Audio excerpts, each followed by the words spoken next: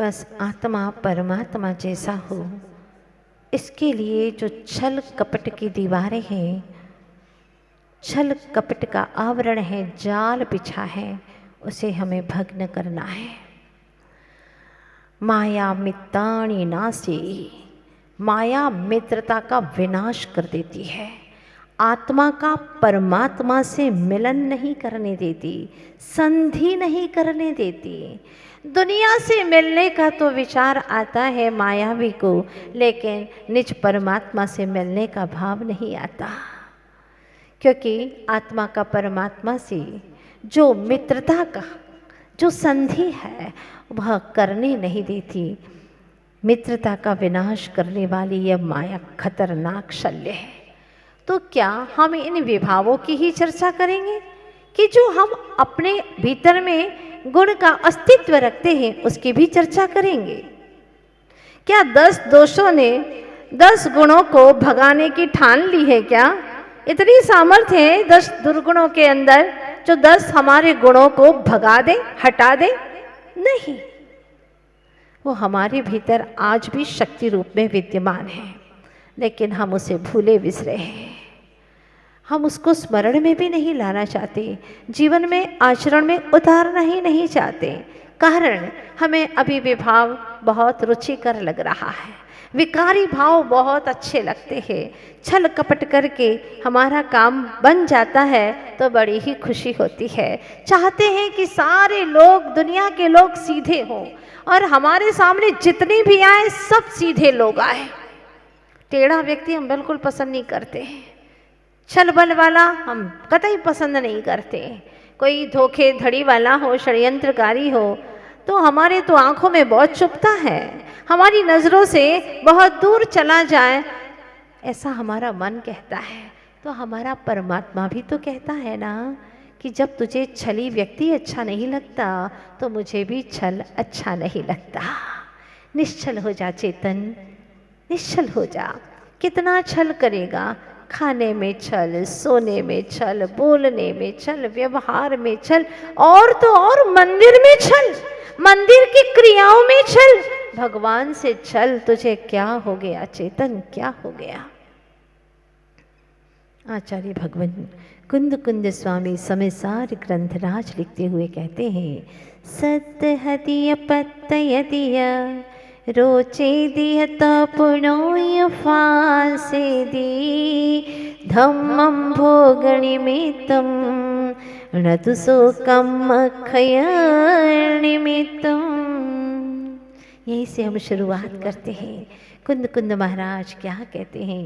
हे भव्य जीवों, तुम धर्म का श्रद्धान करते हो, धर्म का श्रद्धान करते हो, धर्म के सत्य हदि पत्ते यदि उसकी प्रतीति भी करते हो, वह रुचिकर भी तुम्हें लगता है। अगर धर्म रुचिकर न लगता तो तुम यहाँ आते क्या?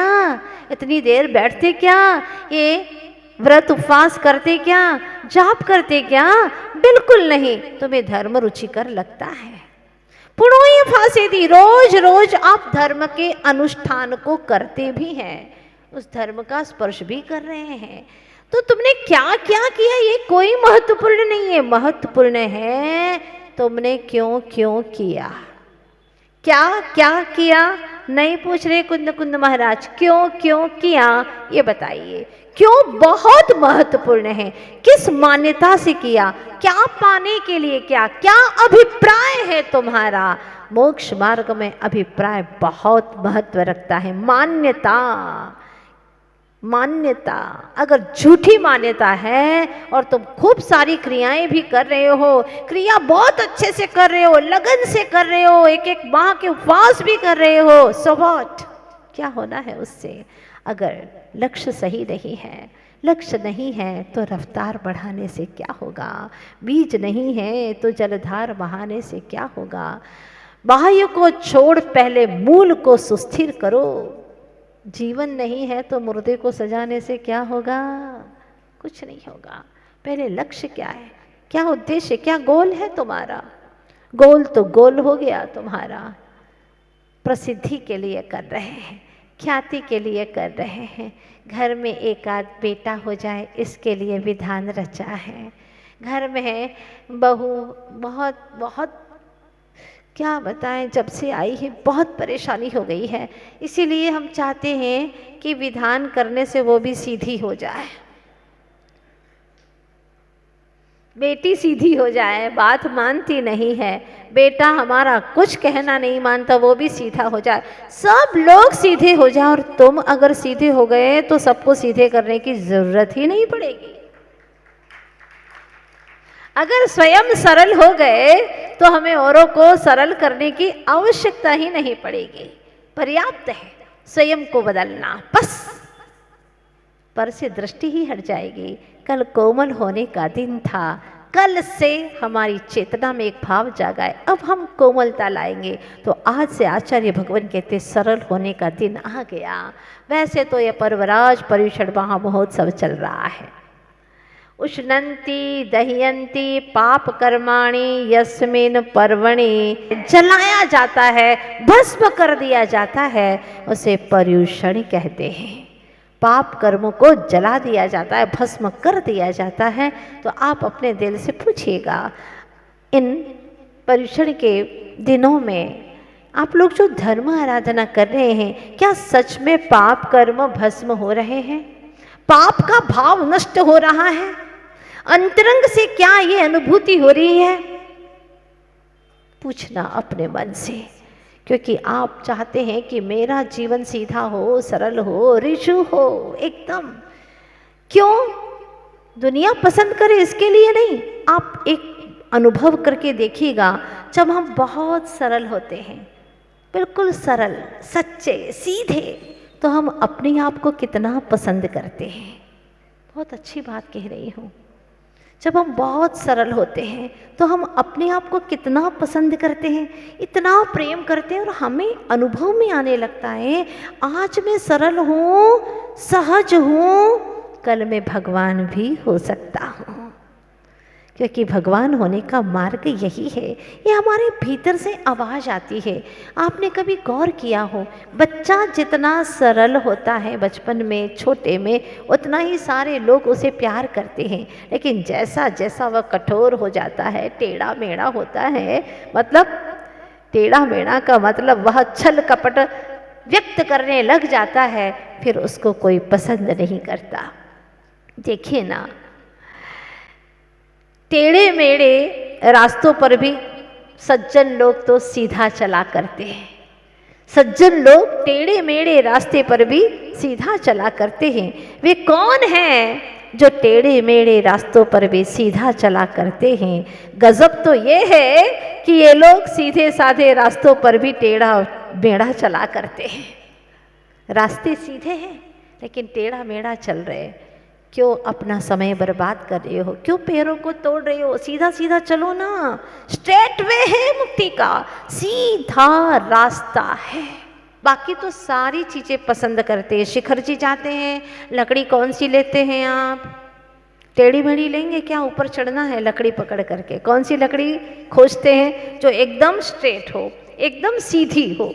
लकड़ी सीधी पसंद करते हैं, मार्ग टेढ़ा मेढ़ा पसंद करते हैं क्या? नहीं भाई, कहीं भटक गए तो शॉर्टकट के चक्कर में कई लोग भटक गए शिखर जी में। हाँ, जंगलों में भटक गए। जब हम लोग गए थे तब भी हमने देखा 2 महिलाएं भटक गई थी, दूसरे दिन मिली बड़ी मुश्किल से। हाँ, इसलिए हर व्यक्ति चाहता है भैया रास्ता तो सीधा ही पकड़ना, चाहे लंबा हो। हाँ, तो रास्ता भी आप सीधा पसंद करते हैं। सीधे ही वृक्ष काम में लाए जाते हैं, उसी के ही फर्नीचर्स तैयार किए जाते हैं। टेढ़े मेढ़े तो जलाने के काम में आते हैं। दृष्टि किसी की तिरछी हो बिल्कुल नापसंद है। सीधी दृष्टि रखो भैया, काहे को टेढ़ी तिरछी दृष्टि रखे हो? जो तिरछी चाल से चले, आपको वो चाल पसंद है क्या? नहीं, बिल्कुल नहीं। हमें तो गजगामिनी सीधी सीधी चाल अच्छी लगती है। कोई लोग पहले टोपी लगाते थे तो तिरछी टोपी भी अच्छी नहीं मानी जाती थी। भैया सीधी लगाओ टोपी, आज तो टोपी ही उड़ गई। घर अगर तिरछा बना हो तो वह भी अच्छा नहीं माना जाता। भैया सीधा घर होना चाहिए। रीढ़ की हड्डी टेढ़ी हो जाए तो बहुत मुश्किल हो जाएगी, स्ट्रेट चाहिए, बिल्कुल सीधी चाहिए, ये सब अशुभ है। तो हर वस्तु आप सीधी पसंद करते हैं तो स्वयं सीधा होना क्यों नहीं चाहते? क्यों नहीं सीधे होते? कुछ लोग सीधे से बैठने लग गए। ये ना कहने का तात्पर्य सिर्फ बैठने से नहीं है, अंतरंग से सीधा होने से है, वक्र नहीं होना। आज तीसरा दिन है महापर्व का, शाश्वत सार्वभौमिक त्रैकालिक महापर्व का तीसरा दिन है, और पूरी तरह से जिसमें अनुशासित हुआ जाता है उसको हम यह महापर्व कहते हैं, 10 लक्षण महापर्व कहते हैं। मन से, वचन से, काया से, हर तरह से। लेकिन जब मन में छल आ जाता है तो वचनों में भी छल आने लगता है और काया की चेष्टाएं भी छल पूर्वक होने लगती है। मैंने सुना था एक विद्वान ज्योतिषी पुरोहित ने जब राजकुमारी को देखा तो देखते ही उसके ऊपर बड़ा मोहित हो गया। अब उसने सोचा कि राजकुमारी मिले तो कैसे मिले, और नहीं मिले तो मेरी जिंदगी व्यर्थ गुजर रही है, कैसे भी करके मुझे हासिल करना है। सबसे पहली गलती पर वस्तुओं को अपना मानना, अपना बनाने की कोशिश करना, उस पर रीझ जाना। नहीं मिलती है, अगर सामने वाले को पता चल जाता है तो आप उसके प्रति बदले की भावना कर देते हैं। अगर उसे पता चल जाए तो आप उससे बदला लेना ठान लेते हैं। छल बल से कैसे भी करके उसे परास्त करो, जबकि गलती तो हमारी थी, शुरुआत तो हमने की थी ना, पर हम अपनी गलतियों की ओर दृष्टिपात नहीं कर पाते। आचार्य भगवान गुरुवर श्री विद्यासागर जी महाराज ने मूक माटी महाकाव्य के दूसरे खंड में बहुत सुंदर वर्णन किया है। जब माटी कांटे को समझाती है, कांटा आता है बीच में, जब माटी छानते हैं ना तो कांटे भी वहां पर रहते हैं, तो वह छानने के उपरांत की घटना है। जब उसको रोंदते हैं तो वहां पर एक कांटे का पौधा था। जब माटी को खोदा गया था तो उसकी टांग टूट गई थी खोदने के समय पर, आधा माथा भी फट गया था। जरूर पीड़ा देंगे, चुभेंगे, अन्यथा हमें शांति नहीं मिलेगी। तब माटी उस कांटे को समझाती है, सुनो, बदली का भाव वह राहु है जिसके सुदीर्घ विकराल गाल में छोटा सा कवल बन चेतन रूप भास्वत भानु भी अपने अस्तित्व को खो देता है। और सुनो सुनो क्या सुनाती है माटी, सुनिएगा। और सुनो, बाली से बदला लेना ठान लिया था। किसने? दशानन ने। और बाली से बदला लेना ठान लिया था दशानन ने। फिर क्या मिला फल? तन का बल मथित हुआ, मन का बल व्यथित हुआ और यश का बल पतित हुआ। यही हुआ ना। त्राहिमाम त्राहिमाम त्राहिमाम यूं चिल्लाता हुआ रो पड़ा। तभी उसका नाम रावण पड़ा। क्या होगा अगर छल बल का आलम्बन लोगे? तुम्हारा यश भी जाएगा, यश धूमिल हो जाएगा, मन का बल मथित हुआ, व्यथित हुआ। इसलिए छल बल का प्रयोग मत करो। छल का इतना प्रभाव नहीं पड़ेगा, वो तो तत्काल में आपको लगेगा कि षड्यंत्र से मेरा काम हो गया, लेकिन निश्चल मन का शाश्वत प्रभाव पड़ता है, ये विश्वास कीजिएगा। लेकिन व्यक्ति तो चाहता है कि वर्तमान में मेरा काम बन जाए, कैसे भी बन जाए, लेकिन मेरा काम हो जाना चाहिए। कपट के पट एक न एक दिन खुलते अवश्य हैं।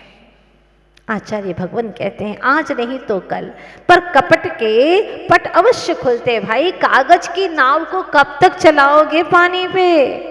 गल जाएगी। रुई में लगी आग आखिर ऊपर तो आती ही है। लकड़ी की हांडी में कब तक आप पकाते रहोगे? एक बार चढ़ेगी चूल्हे पे और लकड़ी की हांडी जल जाएगी। बस उसी प्रकार से कपट वर्तमान में बहुत अच्छा लगता है। शातिर दिमागी बेटा हो तो बाप उसे सौ सौ आशीष देता है, वाह बेटा वाह, बहुत अच्छा, तेरा दिमाग ऐसा ही बना रहे, ऐसा ही छल कपट करता रहे और मायाचारी करके नरक निगोद की यात्रा करना। ये आशीर्वाद देता है आज का बाप बेटे को। कोई पिता ऐसा है जो ये कहे कि बेटा आचार्य भगवान गुरुवर श्री विद्यासागर जी महाराज जैसा बिल्कुल सरल स्वभावी बनना। कैसा? हाँ वैसा ही। जब आचार्य भगवान के पास में वो एक व्यक्ति विद्वान आया जिसने कभी साधु को प्रणाम किया ही नहीं था, झुका ही नहीं था, और जब गुरुदेव के पास में आया, बहुत नाम सुना हुआ था, बैठ गया आकर के बिना प्रणाम किए ही और पेज पलटने लगा बिना पूछे ही। आचार्य भगवान तो अपना कार्य करते रहे, वो तो अपना पाठ कर रहे थे, सो शांति से करते रहे, देखा तक नहीं उसकी तरफ। उसने कापी को उठा लिया अपने हाथों में और पढ़ने लगा। क्या कविताएं, गजब की कविताएं हैं, अध्यात्म की कविताएं। पढ़ करके फूला न समाया। उसने कहा महाराज मैं ये ले जाऊं, आपकी आज्ञा हो तो।